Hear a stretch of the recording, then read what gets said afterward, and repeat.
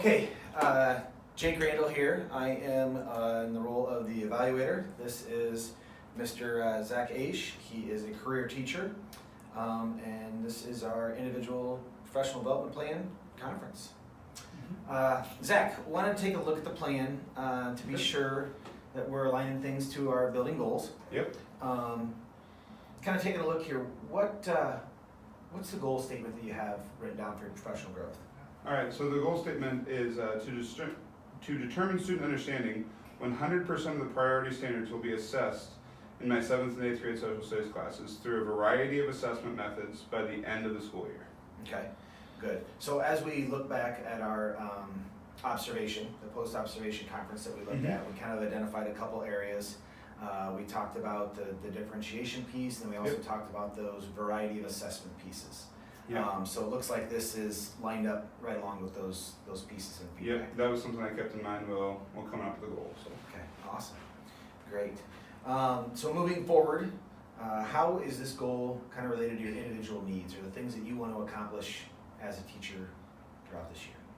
I think just going through with talking about the differentiation and variety of assessments, I wanted to have documented proof that I was doing that, kind of hold myself accountable to that in order to grow as a teacher. And then really just wanted to make sure students are given multiple ways, because I know sometimes things work really well for some kids and don't for others. Some kids aren't as strong writers as others, some kids aren't as strong presenters as others, so seeing that those priority standards that have been identified, clearly those are important, so I want to give them multiple opportunities, variety of different ways to do it. Great, great. Do you think that aligns pretty well with our building goals or the professional development that we have in place for this year? Or? Yeah, definitely. I mean, as we're working through we've determined our priority standards, going through our standards-based grading, shift to standards-based grading. I think it makes a lot of sense to just make sure we're actually assessing the standards what we say we're going to assess. Yeah, and last year you were part of the pilot team for project-based learning.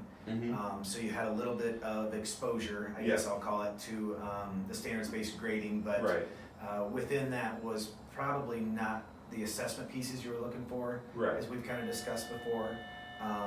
Do you feel that background knowledge has helped determine where your goal is and where you want to go? Definitely. I even think I changed some of the priority standards over the summer. Just looking at to start the school year, to look at what really I thought was important versus last year. I felt it was almost a little rushed when I went through it. So just to fine tune it a little over the summer and then make sure we're carrying out those things that. But yeah, the background really helped.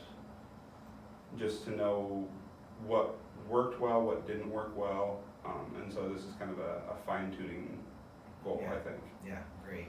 And I know as a PBL team that you guys have talked about having a shared professional development plan within that piece, but this one is more of an individual that's specific to social studies, is that correct? Correct, yeah. Okay. Yep. Good. And then I note here that one of the things we talked about was having a variety of assessment pieces. Kind of tell me what that looks like, or what some of your thoughts and ideas maybe when you say the variety of the assessment pieces. Sure thing.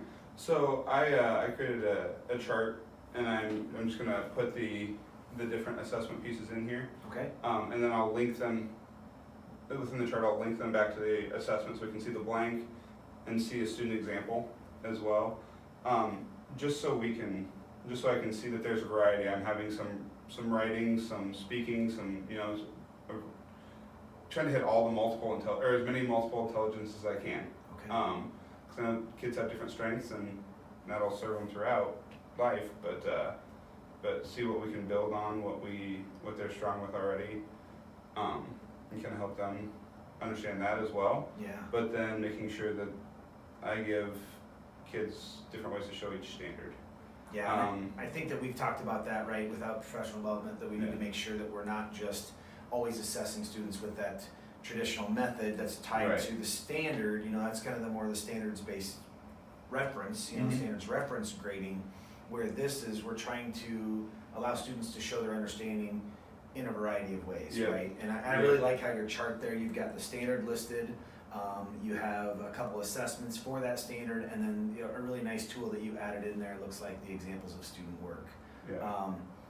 What are concerns you're going to have with that moving forward, do you think? I mean, obviously you have your priority standards listed. Those were identified before. You said you altered those a little bit over the summer. Yeah. Any concerns moving forward with that process? It's just going to be a constant staying with it, because it's going to take place throughout the school year. I'm not going to be done assessing learning until May, so just making sure staying on top of the documentation of this will be the biggest concern I have. That, and then coming back to I have the examples of student work there. I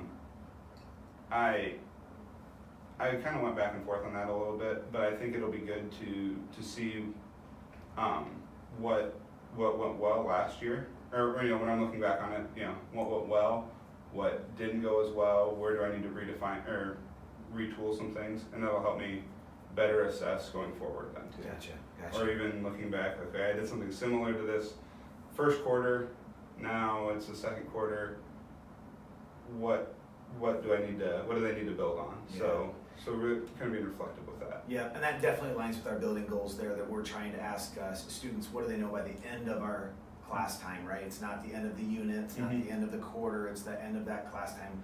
When you walk out of this class, these are the things you should know. Yep. And that's where all that work we put in last spring, identifying the priority standards, and now aligning those assessment pieces is exactly where we're at there. Yeah. So you've got a good start on that. I really tried to, and going through over the summer, I tried to pick priority standards that would be testable throughout the school year, not just ones that were, especially in social studies, we can get things that are very, unit 3, we're studying westward expansion, so I don't want anything that just has to do with westward expansion, but can be shown the American Revolution, the Civil War, whatever else comes up.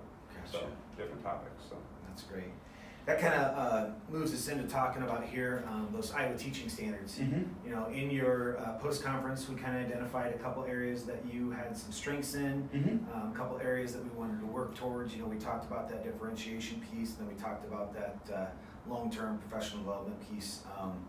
Kind of looks like here that you're really tying the professional development piece in with what we have aligned for as a district. And we'll kind of talk about those areas some more, that you can find some resources and some things that we can do to support you outside of the district here to kind of support that standard as well. Sounds good. Looking at the strengths here that kind of align with this goal, we talked about standard 3. Yeah. That planning preparation piece there. Tell me about that, why you felt that's something that's really tied into this piece. I think that, like I kind of talked about it, the one that we identified was using data and local standards to plan for instruction. So obviously the standards, I identified the priority standards. We as a district social studies team talked about priority standards. And what we thought would be best there. So there's the local standards part, but using the data, kind of being reflective, going back off what has worked before, what kind of assessment have I already done here, how can I assess it in a different way, helps me be reflective while planning ahead too. And I think that data piece is going to be really important as we move forward, right? And that's really what we have to kind of move towards as a district. A lot of times, yes, we've set our priorities, yes, we're creating assessments, but what is the data telling us that we're getting back? So I love the fact that you have some examples of student work, that you have that kind of artifact there that you can go back to and kind of want to say mold, as you're moving forward here, and change that a little bit. And obviously we have an idea, this is what it's going to look like, but that may change as things move. Exactly. We want our students to grow. I'm hoping this helps me grow as the teacher then too, to better serve them, so I avoid staying stagnant there. Yeah, great. So standard 3, planning preparation. Standard 4, strategies to deliver instruction, multiple learners.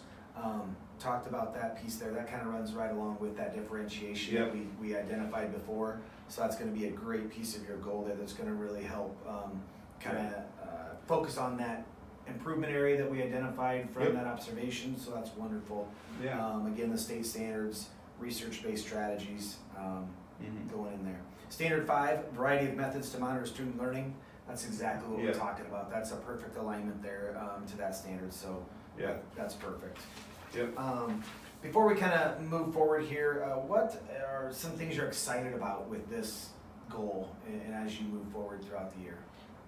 I've never been a big paper pencil test, multiple choice type of teacher. I try to shy away from it.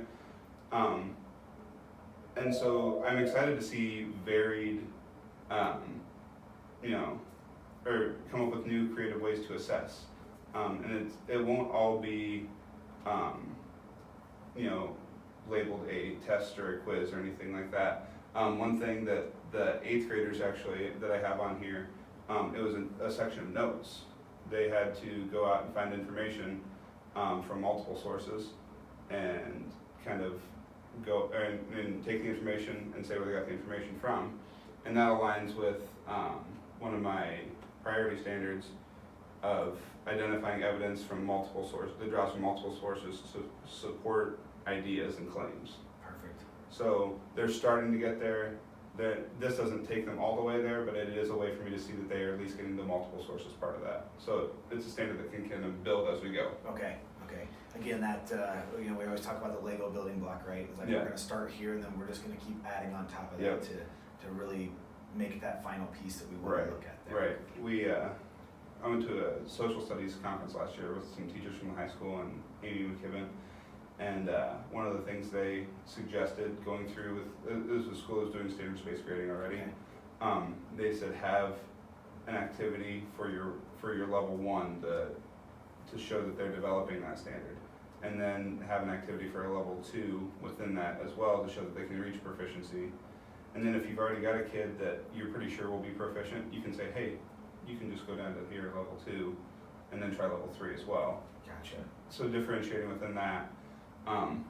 So I've kind of kept that in the back of my mind, and hopefully this assessment will build on that, or build another level to show proficiency, full proficiency, and then move that next step forward. Move that next step forward as we go through different topics. So.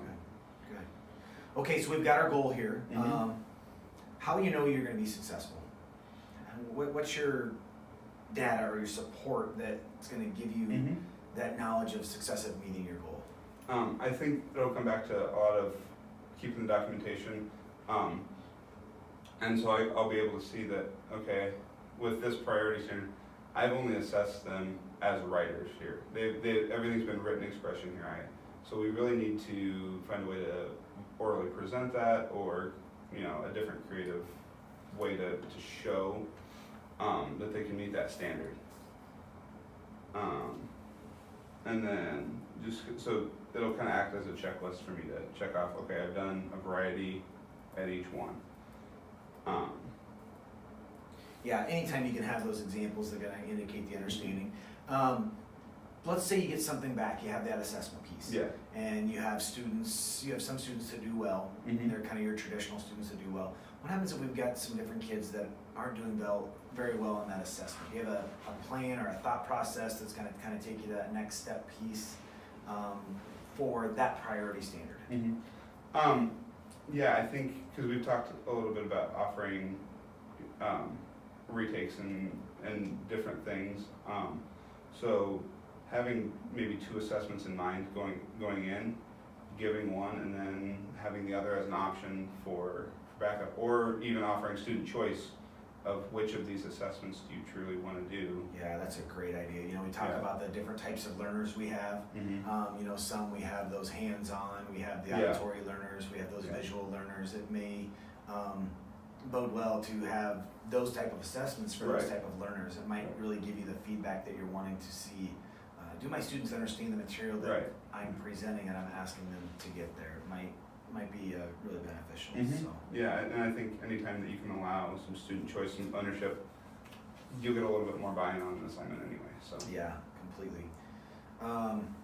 Well, I'm really excited that you're jumping in, implementing this stuff. I really like the checklist piece. It's just that data. I think that's going to be a great tool for you to use as you move forward. Not just for the professional goal this year, but as we fine-tune our priority standards and we fine-tune the standards-based grading and we create that assessment piece that kind of gives us that whole picture on how our students are understanding. I think that's a great tool, and you're really aligned right there with our building and our district goals, so that's a wonderful piece. So looking, let's talk timeline here. Yeah. What are your next steps? What's your plan of action from this point? Okay, well, it'll be a lot of developing new assessments to go with this. Some of the things I've done in the past will fit, but they might only be one type of way, or one way to assess it, so trying to develop new things. So that'll be a big part of it. I like to use whatever resources I can find on the internet. Twitter, I'll go on there and try and search some good people to see how they're assessing, and then reaching out with any professional development the AAA may offer, because these social studies standards are fairly new. They just got released not too long ago. Yeah, so seeing what they'll offer or anything I can find there, potentially looking for a class or something like that too. Okay. So. Do you have other teachers in the district that you feel comfortable bouncing ideas off of and things like that? I mean, in curricular area, we're kind of a small district, so you don't have that PLC group, that you can work with immediately, but is there something that we can provide to kind of help get you that feedback and conversational piece that you need? I think just professional development time will be good with, because whenever we meet 6-12, social studies kind of get some work time together. So that's really good with the high school staff, just bouncing ideas off them. I think they're knowledgeable, and obviously that's where our middle schoolers are heading. So they need to be prepared for what's coming at the high school too. That's part of my job. And then, like I said, with the AEA, anytime that they offer anything, it's actually been kind of nice this year. I'm not teaching all of the 7th grade social studies. Christine has been really good. The one section to. Yeah. So we bounce ideas off of each other. We meet Thursday, and I'm her mentor too. So it kind of works out well to meet Thursdays to plan the next week and talk about what's worked well this week, talk about what didn't go as well, and get some fresh ideas and just some different perspective on some things too.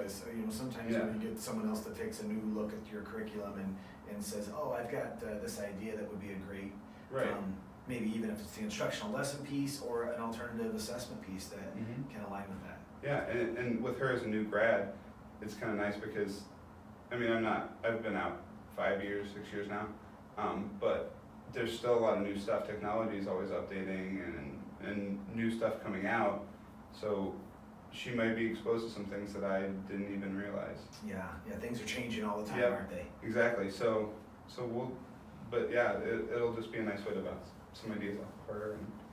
Good. Feedback for students. What's that going to look like in class? You've got your standards. You're communicating your standards. You've got your lessons, you're presenting your lessons, the students are doing the work there. Then we get the assessment piece. What's that feedback piece look like from that? And then what kind of feedback are you going to have on that assessment? Or where's your documentation, piece to kind of give you that data piece to go forward? A lot of times the student feedback, since we do a lot through Google Docs, I'll return things and then I'll leave either a comment on there or I'll handwrite a comment on rubrics. I always trying to give a specific piece of feedback to each kid.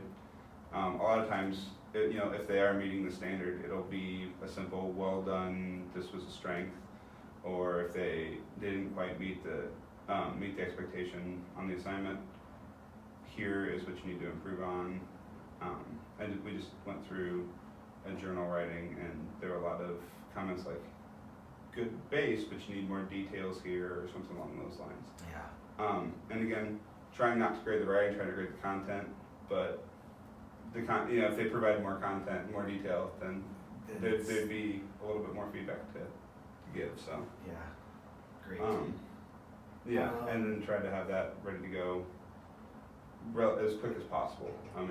There will be some research and essay type things, and I'm not going to be able to grade 90 in a night, but try to get that timely and make it meaningful feedback. Kind of looking for those really minute pieces as opposed to the whole picture because of the type of priority standard we're looking at here. Yep, exactly.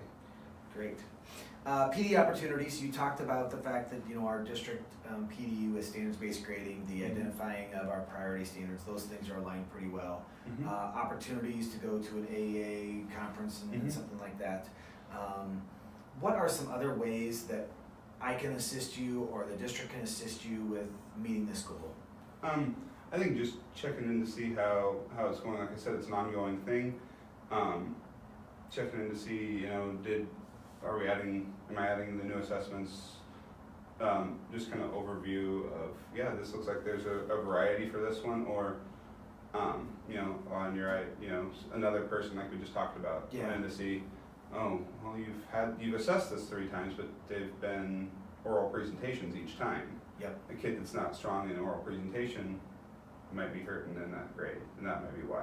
Yeah. Versus not really knowing the standard, or not being able to do the standard. Yes, and I think that this tool is a great piece, that as we can both look at that and kind of just say, hey, here's what I've noticed there.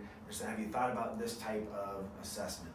I really haven't seen that so far. It's just something to kind of push that there. Yep. Okay. Yep. Well, and I think that kind of gets into our next piece. Let's just reflect about what my goal is to support you to help meet your goal here. So we'll have this document shared. We'll review those assessment pieces. It may be after you've had a couple assessments within one priority standard, that's that time we come back and we meet together and we kind of say, all right, hey, you've now had your assessment. You have the data to look at. Maybe you want an extra set of eyes. So I'll kind of bring you in, and that'll be a way to support you and say, okay, so as you have these 2 assessments, are they providing you with the data that you want? Are they giving you the feedback on your instruction that your goal comes back and talks to there? We go back to that first goal, and it talks about that 100% of your priority standards are going to have multiple methods. So that's probably that piece as I help to support you. It's like, hey, by the way, you've got one assessment for each piece here. As you come back around, you may want to use a different type of assessment piece. Right. So we'll make sure we'll do that there. Anything else that you'd like to bring up or you'd like to talk about? Questions that can be useful to support this as we move forward throughout the year? No, I think we've got it pretty well covered. I think we've got a good plan here. I feel that there'll be I've got my to-do list now and things that I need to be thinking about, but then I also feel like we've got a plan to support too, and I know who I can go to talk to for if I'm struggling with different types of assessment, where a few different ideas to get that support. To get support. Well, great. Well, Zach, thanks for reviewing your goal, and looking forward to see what you come up with. I think as our district moves close to those priority standards and really kind of pushing teachers to have a variety of assessment methods, that I'll be excited to see what kind of data you have, and we can kind of use that to push things further here in our district. I'm hopeful that it's a tool that I can use this year, but then I can also share some ideas with people too to help them, because I know it's a big shift for us. It is. It's definitely a change, and sometimes people like that change, and other times it's a little bit more difficult. But. Yep. All right. Well, thank you. Appreciate you coming in. Yeah. Yep. Thanks a lot. Yep.